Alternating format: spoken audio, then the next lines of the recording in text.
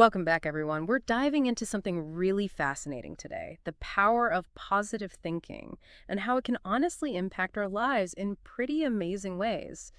We've got some thought-provoking excerpts here ready to explore. Yeah, we're going deep on this one, really trying to understand how we can actually cultivate positivity and find those practical techniques that we can start using like right now. It's something we hear so much about, right? Positive thinking.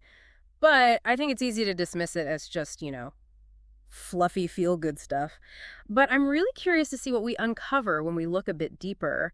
Like, how can simply focusing on the good actually change things for us? Not just how we feel, but also the opportunities that come our way. It's almost like a superpower. It is in a way, and it starts with a shift in perspective. Our brains are kind of wired to scan for threats and problems. It's a survival mechanism, Hmm. but we can actually retrain our brains to focus on the positive. So where do we even begin with that? I mean, how do you actually start shifting your mindset? Well, one of the most powerful tools, and I think we've all heard this before, is gratitude. It's not just about saying thank you. It's about really feeling that appreciation for what we have. Gratitude, right?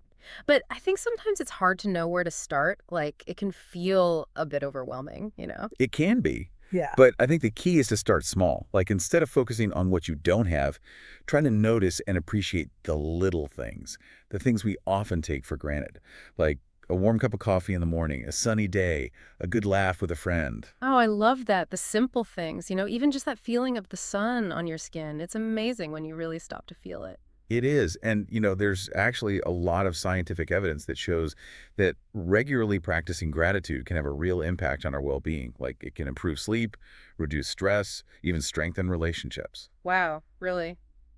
I mean, that makes sense, I guess. When you're feeling grateful, you're likely to be focused on the negative, right? Exactly. It's like shifting your focus from what's lacking to what's abundant. And when you do that, you start to see more possibilities and opportunities. It's like, I don't know, it's like putting on a different pair of glasses and suddenly seeing the world in a whole new light. Okay, so how about we try something right now? Just a quick little experiment with gratitude. Sure. I want everyone listening to take a moment, close your eyes if you'd like, and think of three things, just three things that you are genuinely grateful for right now. They can be big or small, doesn't matter. Just let yourself really feel that gratitude. That's a great idea. And just notice how you feel as you bring those things to mind. Do you feel a sense of warmth or peace or joy? Yeah, that's it. Just soak it in for a moment. Okay. Now that feels pretty amazing, right? But let's be real, life isn't always sunshine and roses. We all face challenges and setbacks. So, how does positive thinking help us when things get tough? That's the real test, isn't it? Yeah. How do we stay positive when we're facing difficulties? And it's not about pretending that everything is okay or ignoring the problem. Right. It's not about denial. So, what is it about then? It's about seeing those challenges as opportunities for growth. It's about looking for the lesson or the silver lining. Because even in the toughest situations, there's often something to be learned or gained. Okay, I think I understand. Like, if you lose your job, it's obviously a difficult and stressful situation. But it could also be an opportunity to find a career that's a better fit for you. Or maybe you have a huge fight with a friend. It's painful in the moment, but it could ultimately lead to a stronger relationship. Exactly. It's about that shift in perspective. Like, instead of asking, why me, ask yourself, what can I learn from this? Or how can I use this experience to make myself stronger? So it's like those waves in the ocean, right? If you try to fight against them, you're just going to get knocked down. But if you learn to ride them, they can actually take you somewhere new and exciting. That's a great analogy. It's about finding that sense of resilience and resourcefulness within yourself. And, it's not always easy, but it's definitely a skill that can be developed. So how do we actually develop that skill? Like, what are some concrete things we can do to strengthen that positive mindset muscle? Well, there are a lot of different practices that can help, and they don't have to be complicated or time-consuming. It's really about making small, consistent changes in our daily habits. Okay, I like the sound of that. Small, consistent changes. So what's a good place to start? One of the simplest yet most powerful things you can do is start your day with positive affirmations. Affirmations, like those I am strong and capable kind of statements. Exactly. It might sound a bit teasy, but there's actually a lot of research that shows that affirmations can actually change the way we think and feel about ourselves. Because essentially what you're doing is consciously choosing to focus on the positive aspects of yourself and your life. So it's not just about saying the words, it's about actually believing them. It is about believing them. And, it might not happen overnight, but with repetition, those positive messages can start to sink in and actually change your self-perception. We have some examples here, right? We do. Let's see. I am capable of achieving great things. I attract happiness and success into my life. Today is full of opportunities and joy. I love those. They're so simple, but so powerful. Okay, so what else can we do? Well, another important aspect is our environment. The people we surround ourselves with, the things we read and watch, the music we listen to, all of these things have an impact on our mindset. Oh, yeah, that makes sense. It's like if you're constantly bombarded with negativity, it's going to be hard to stay positive, right? Well, it is. So it's really important to be mindful of the information and energy that we're allowing into our lives. Choose to surround yourself with people who uplift and inspire you. Read books and articles that are positive and empowering. Listen to music that makes you feel good. So it's about curating your environment to support your positive intentions. I love that. It's like creating a little positivity bubble around yourself. It is. And, another important practice is mindfulness. Mindfulness, I've heard that word so much lately, but I'm not sure I fully understand what it means. Mindfulness is simply about being present in the moment without judgment. It's about noticing your thoughts and feelings without getting carried away by them. Okay. And how do you actually do that?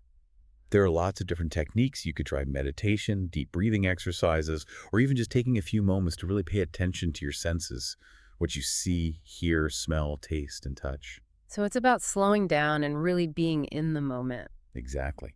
And the benefits of mindfulness are huge. It can help to reduce stress and anxiety, improve focus and concentration, even boost your creativity. Wow. Okay, I'm definitely going to look into that. What else? Oh, we can't forget about the importance of physical activity. Yes. Exercise. It's such a mood booster, isn't it? It is. And it's not just about the physical benefits. Exercise releases endorphins, which has mood-boosting effects. So even a short walk or some gentle stretching can make a big difference. I definitely feel that. Whenever I'm feeling down, going for a run or a bike ride always helps. It's like it clears my head and gives me a fresh perspective. Absolutely. And the last practice I want to mention is kindness. Kindness, that's a big one, It right? is. And it's not just about being nice to others. It's about being kind to yourself, too. Okay, so how do we practice kindness? Well, it can be as simple as offering a genuine compliment to someone, doing a small favor for a friend, or even just smiling at a stranger. Or like holding the door open for someone. Exactly. These small acts of kindness can have a ripple effect, spreading positivity and making the world a little bit brighter. And it makes you feel good too, right? Like when you do something kind for someone else, it kind of lifts your own spirits as well. It does. It's a win-win. Now, even with all of these practices, I think we all still experience self-doubt from time to time. That little voice in our head that tells us we're not good enough or we're not capable of achieving our goals. Oh, absolutely. That inner critic can be so loud sometimes. It's like it's always lurking in the shadows, waiting to pounce. And it's so important to remember that that voice is not the truth. It's often based on old beliefs and negative experiences that we've internalized. So how do we deal with that voice? Because it can be really hard to ignore sometimes. The first step is to become aware of it. Notice when those negative thoughts pop up and start to question them. Ask yourself if they're really true or helpful. Like, is there any actual evidence to support those thoughts? Right.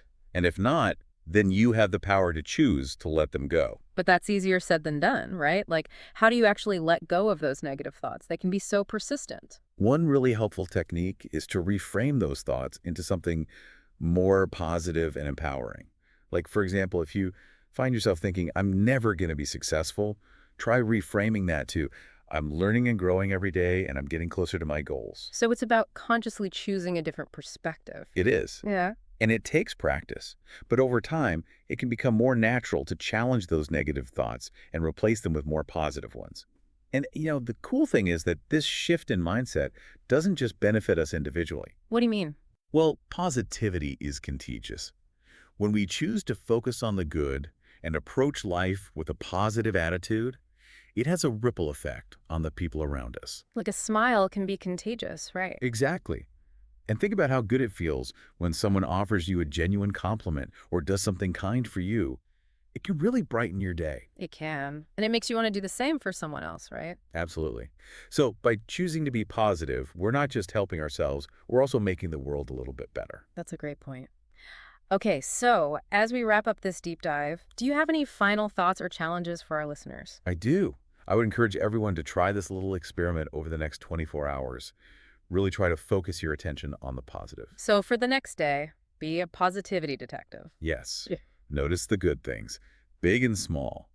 And when you feel those negative thoughts creeping in, pause, take a breath, and try to reframe them. And don't forget to be kind to yourself and to others. Because remember, you have the power to choose positivity. You have the power to create a more positive and fulfilling life for yourself. And in doing so, you'll be contributing to a more positive world for everyone. Thank you so much for joining us on this deep dive. We hope you found it insightful and inspiring. And remember, keep that positive energy flowing. And we'll leave you with this question to ponder. What's one small positive action you can take today that might create a ripple effect beyond what you can even imagine? Until next time. See you then.